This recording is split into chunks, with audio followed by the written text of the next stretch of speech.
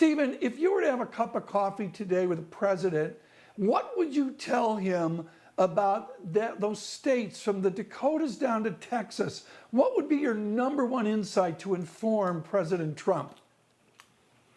That the situation is absolutely dire for the small producer, that is the Shale people in West Texas and, of course, up in the Bakken, North Dakota.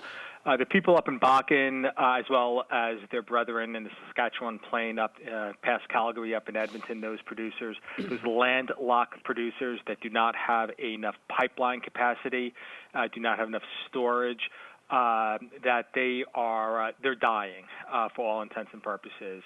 So we're looking at a situation now that, yes, the futures contract on the NYMEX went negative, but these markets where you do not have access, you're landlocked, they're trading negative, and they're going to trade negative for the foreseeable future. Right. Now that I think about it, Stephen Schork, you do look a lot like James Dean. In those famous James Dean movies, oil goes under, oil goes out of business. Are we going to see the same stream of bankruptcies like Diamond over the weekend? Or can we get this done differently this time than Midland, Texas of decades ago? It's hard to imagine how we don't see an acceleration in bankruptcies. There was already a considerable amount of debt that is coming due in the oil patch over the next 2 years. Some estimates upwards of $150 billion. So clearly, inside of 2 years, this is going to be a much different landscape. Far fewer independent or smaller producers. Those that have the good acreage, that is to say those who have acreage where it's easy to drill on, are going to be acquired. So you're looking at an industry that will ultimately come out of this stronger than ever, with the good acreage being bought on the cheap by the larger producers. So these claims that this is a war on shale, perhaps it is, but it's war that's likely not going to win by those who started it, Saudi Arabia and Russia, given that, one, this is a twilight industry, oil, as we shift our hydrocarbon dependency towards natural gas, and those that do remain will be in the hands of much stronger, leaner companies. So U.S. oil will survive this. It's just going to be very ugly over the next few years. Stephen, how ugly? So you talk about, of course, bankruptcies and the like. Is any of it systemic? Is there a danger that actually a medium-sized oil company or shale producer can drag a lot of stuff down with it?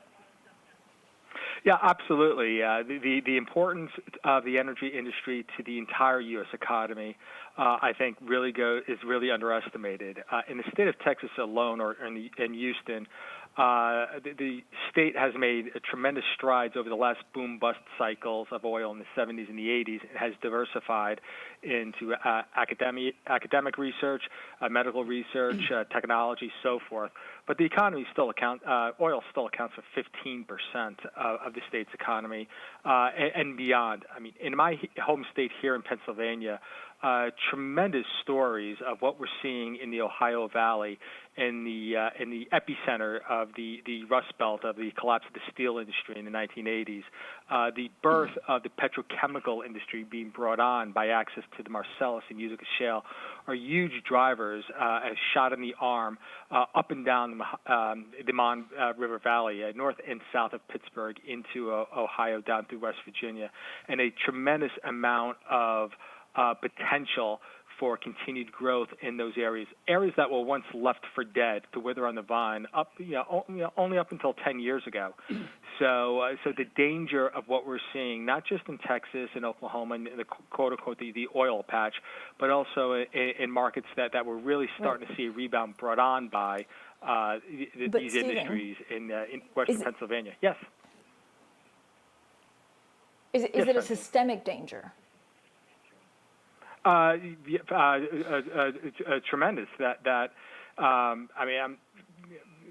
looking to go beyond here, it is an industry that is simply a driver. I mean, it all begins with oil. So what we're seeing in the pullback in oil, and this is what I thought was a little odd, that the stock market crashed the same day that oil crashed.